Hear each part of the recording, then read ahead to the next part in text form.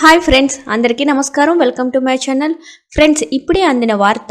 అదిరిపోయే good news చెప్పిన కేంద్ర ప్రభుత్వం. ఆ గుడ్ న్యూస్ దేని గురించి ఈ వీడియోలో తెలుసుకుందాం. వీడియోని పూర్తిగా చూడండి, అప్పుడే మీకు పూర్తి ఇన్ఫర్మేషన్ అనేది తెలుస్తుంది. అలాగే ఇప్పటి వరకు మన ఛానల్ ఎవరైతే సబ్స్క్రైబ్ చేసుకోలేదో దయచేసి సబ్స్క్రైబ్ చేసుకోండి.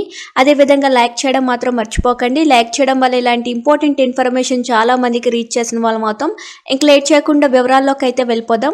రైల్వే ఉద్యోగులకు 78 రోజుల వేతనాన్ని ఉత్పాదకతతో ముడిపడిన బోనస్ రూపంలో చెల్లించడానికి కేంద్ర మంత్రివర్గం ఆమోదం తెలిపింది.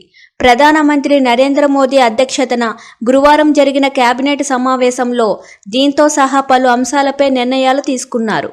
11.72 లక్షల మంది రైల్వే ఉద్యోగులకు 2028.57 కోట్ల మొత్తం పిఎల్బీగా అందనుందని రైల్వే శాఖ మంత్రి అశ్విని వైష్ణవ్ విలేకరులతో తెలిపారు. ట్రాక్ మెయింటైనర్లు, లూకో పైలట్లు, గార్డ్ స్టేషన్ మాస్టర్లు, సూపర్వైజర్లు, టెక్నీషియన్లు, పాయింట్ మెన్, మినిస్టీరియల్ సిబ్బందికి బోనస్ లభిస్తుందని చెప్పారు. పనితీరును మెరుగుపరిచేలా ఉద్యోగాల్ని ప్రోత్సహించడానికి బోనస్ చెల్లింపు ఉపయోగపడుతుందన్నారు.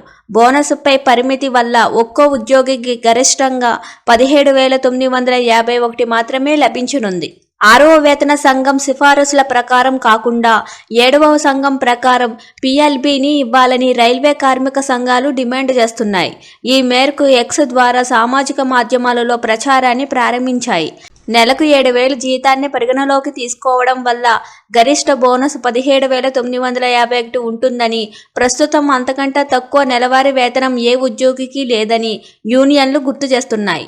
7వ వేతన సంఘం ప్రకారం అయితే ఇది 46,159కి పెరుగుతుందని చెబుతున్నాయి. చూస్తున్నారు కదా ఫ్రెండ్స్, ఇలాంటి లేటెస్ట్ అప్డేట్స్ న్యూస్ కోసం మన ఛానల్ని లైక్ చేయండి, షేర్ చేయండి, సబ్స్క్రైబ్ చేసుకోండి. Thank you for watching this video.